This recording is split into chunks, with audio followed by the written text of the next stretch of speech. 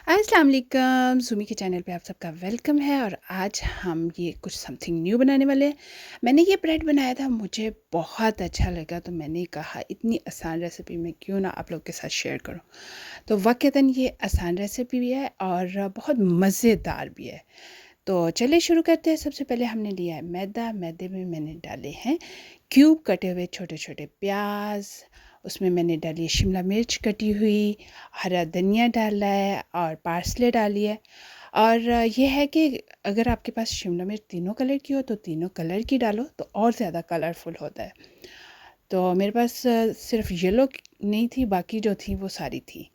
तो वो मैंने सारी डाली हैं। साथ मैंने कुटी हुई लाल मिर्च डाली है ताकि वो दरमियान में रेड रेड बिट्स आएँ और अच्छा लगे। थोड़ी सी लाल मिर्च भी, थोड़ी काली मिर्च भी डाली है और नमक डाला है। तो ये सारी चीज़ें जो है ना मैंने डाल के ना, तो इसमें डाल दिए यीस्ट।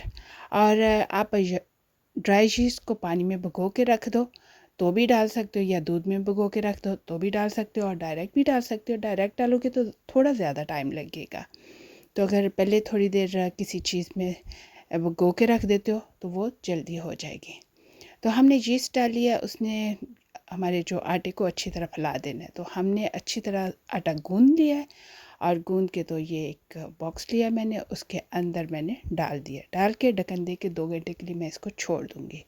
और ये अच्छी तरह से 2 घंटे के बाद देखिए फूल गया और मेरा बॉक्स जो है वो फुल हो गया है। ये देखिए कितना नाइस फूल गया है। तो अब हम ये एक पेड़ा लेंगे, जितने को नॉर्मल रोटी बनाते हैं ना उतना को लिया है। लेकिन इसको मैंने छोटी छोटी रोटियां बनाई हैं, बहुत पतला नहीं किया, मोटा मोटा ही रहने दिया।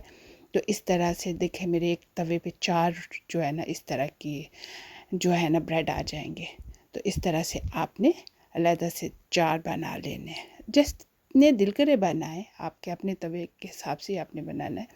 लेकिन ये है कि इतने छोटे हैं कि मेरे एक तवे पे 4 आराम से आ जाएंगे। तो पहले मैंने ऑयल स्प्रे कर लिया था, फिर ऊपर से भी थोड़ा सा हल्का हल्का स्प्रे कर लिया। और एक का अच्छा खूबसूरत भी होता है और प्यारा भी लगता है, और साथ चिपकता भी नहीं है। चिपकता तो वैसे भी नहीं है। खैर ये देखिए हमने, हमारी एक साइड पक गई है तो फिर हमने दूसरी साइड पकाई है। मैंने लो हीट पे पकाया ताकि अंदर तक अच्छी तरह पक जाए। तो ये देखिए तैयार हो गया।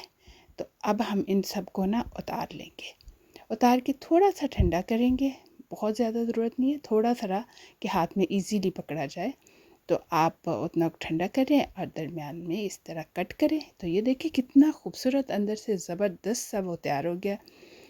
तो अब ये है कि आपकी अपनी मर्ज़ी है कि आपको इसको कैसे खाना है। आप किसी तरीके से भी खा सकते हैं, अंडे के साथ खा सकते हैं, या ऐसे ब्रेकफास्ट पे नमकीन कुछ बना के खा सकते हैं, या फिर मेरी तरह इस तरह बर्गर टाइप भी बना सकते हैं। मैंने मायोनीज़ लगाई है, अंदर टमाटो लगाया है, साथ इसके कुछ पत्ते लगा दिए हैं, और साथ मैंने थोड़ा सा कटा हुआ प्याज डाल दिया है, साथ ऊपर चिकन डाल दिया है।